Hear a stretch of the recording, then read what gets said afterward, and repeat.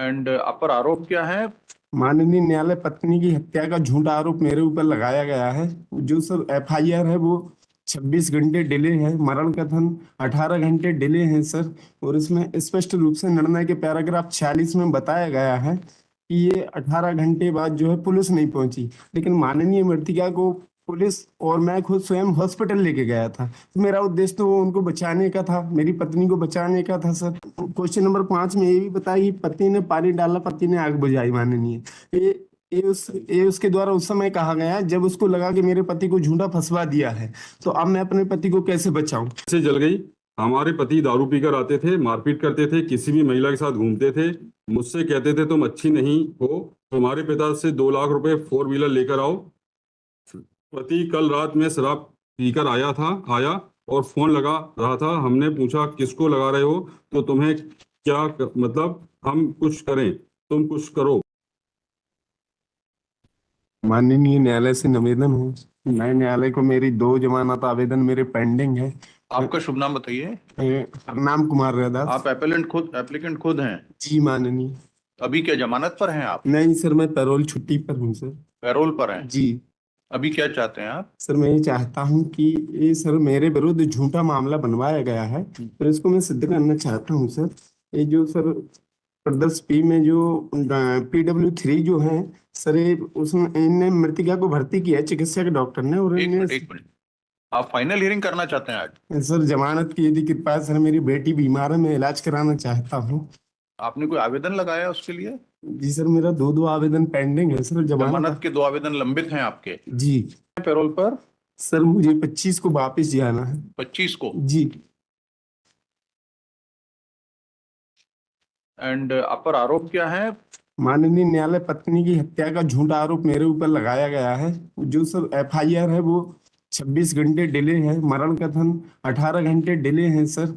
और इसमें स्पष्ट रूप से निर्णय के पैराग्राफ 46 में बताया गया है कि ये 18 घंटे बाद जो है पुलिस नहीं पहुंची। लेकिन माननीय मृतिका को पुलिस और मैं खुद स्वयं हॉस्पिटल लेके गया था। तो मेरा उद्देश्य तो उनको बचाने का था, मेरी पत्नी को बचाने का था सर। मैं तो हॉस्पिटल ले गया, लेकिन निर्णय के पैराग्राफ 46 में ये कहा गया है कि पुलिस उस समय तक वहां नहीं पहुंची। 100 नंबर पुलिस लेके गए, जिसका कथन कोई न्यायालय में हुआ नहीं माननीय। विचारण न्यायालय में कोई कथन नहीं हुआ, उसको लुप्त कर दिया गया सर। ये जो डाइंग डिक्लेरेशन है, एग्जिबिट क्या है वो? सर डायरेक्ट के लिए सर, मैं सर कुछ नहीं, वो उनको ससुराल वालों 213। P13। पोस्टमार्टम पैनल डॉक्टर को मृतका के दाएं पैर के अंगूठे में नीली रंग की स्याही। डाइंग डिक्लेरेशन का उल्लेख किस पैराग्राफ में जजमेंट के? तेरा 32 ऑफ द जजमेंट। 32। रिप्रोड्यूस कर दिया। P14, P14 है बस।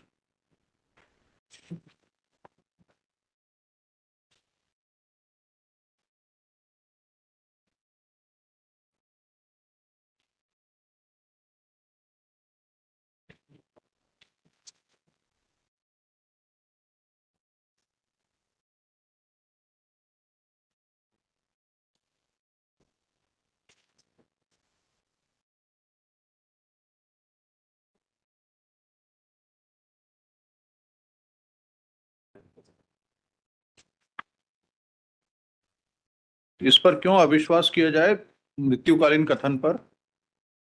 ये माननीय, इसी क्वेश्चन नंबर 5 में ये भी बताया कि पति ने पानी डाला, पति ने आग बुझाई। माननीय, ये ये उसके द्वारा उस समय कहा गया जब उसको लगा कि मेरे पति को झूठा फंसवा दिया है। तो अब मैं अपने पति को कैसे बचाऊं? तो उसने क्वेश्चन नंबर 5 में कहा कि पति ने आग बुझाई, और नेक्स्ट क्वेश्चन में उसने कहा मेरे ना रहने के बाद बच्चों का ध्यान रखना। और सर कोई एम्बुलेंस नहीं आई, क्योंकि ये सब ससुराल वालों के द्वारा झूठा बयान लिख करवाया गया है, जिसको आप PW। कितने दिन से हैं कस्टडी में? कितने दिन से कस्टडी में कितने दिन से हैं? सर मैं 4 साल से जेल में हूँ सर। और विचारण न्यायालय से भी मैंने सर 303 के थ्रू अपनी आर्गुमेंट करने के लिए मैंने निवेदन किया था, जिसको अमान्य कर दिया माननीय।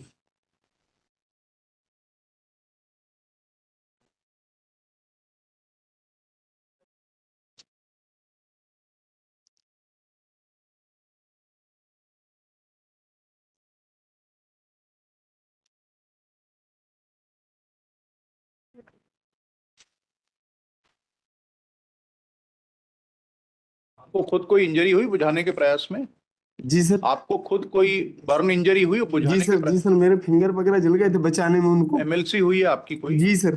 कहाँ पर एमएलसी? न्यायालय के सामने क्या साक्ष्य आई जिससे ये ज्ञात होता हो कि आप पत्नी को बचाने के प्रयास में आप खुद भी आहत हुए थे?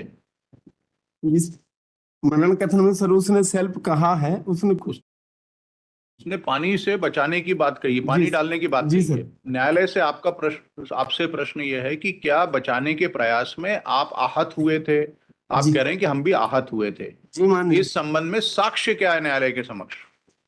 इसमें सर साक्ष्य है कि PW4 नाबालिग साक्षी मेरा बेटा और PW11 नाबालिग साक्षी मेरी बेटी 11 साल, इनने घटना देखी जो चश्मदीद गवाह है। मेडिकल एविडेंस है कोई साक्ष्य?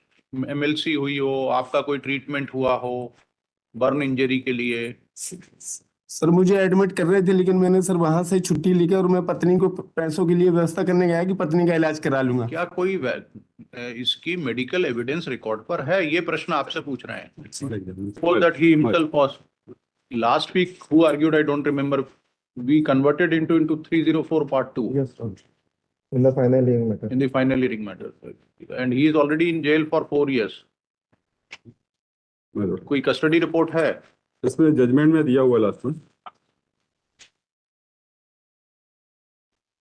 Para 61 para 61 yes Mr. Lord, the evidence regarding the DD has been discussed in para 32, my lord. Yes. Where the deceased has clearly disposed, my lord. Number 3, Yes. कैसे जल गई? हमारे पति दारू पीकर आते थे, मारपीट करते थे, किसी भी महिला के साथ घूमते थे, मुझसे कहते थे तुम अच्छी नहीं हो, तुम्हारे पिता से 2 लाख रुपए 4 व्हीलर लेकर आओ। पति कल रात में शराब पीकर आया और फोन लगा रहा था। हमने पूछा किसको लगा रहे हो, तो तुम्हें क्या मतलब हम कुछ करें, तुम कुछ करो, हमें मतलब नहीं, चाहे भाग जाओ या मर जाओ। मेरे पति ने मेरे ऊपर तेल डालकर आग लगा दी। सर एक कोष्टक लगा हुआ है तहसीलदार महोदय जी की थोड़ा शांति रखिए, इनको कंक्लूड करने दीजिए बहस। Then, my lord, the trial court has also appreciated the evidence regarding the DD and other circumstances in para 54. What is your response to our observation that recently in a case of this nature where the husband himself tried, My lord, incident has taken place in sudden impulse. My lord. Some quarrel had taken place, My it lord. took an ugly shape. period of custody is very good, my lord. 4 years. It is almost 4 years. My lord. And we converted it into 3042. 3042 or 1. Part 2. Part 2. So it is almost half of the custody My- considering that.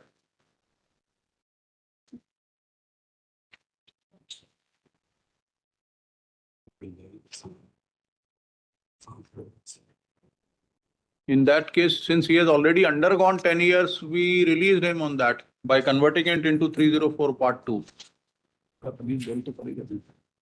The appellant is present in person, Shri Ajay Shukla for the state. आपकी regular bell की application कौन सी है?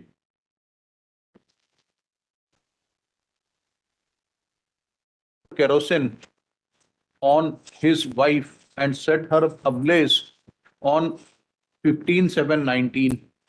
The dying declaration of the wife bracket में PW exhibit 14 was recorded. Thought by the court below convicted the appellant and placed heavy reliance on the said dying declaration, relevant portion of which was reproduced in para 32 of the judgment. The appellant submits that he was falsely arraigned. Dr. Umesh Mishra and his report, wherein he stated that appellant brought his wife in an injured condition and he himself was having burn injuries. Considering the aforesaid, the appellant submits that necessary ingredients for attracting section 302 of IPC are missing. The appellant is in custody. Appellant remained in custody. He will complete almost 4 years in July 19. in July 23, sorry, 23. July 23. The final hearing of this appeal is not possible in near future. That appellant's children are dependent on him. Thus, remaining jail sentence may be suspended. Shri Ajay Shukla opposed the prayer. We have heard the parties on this aspect.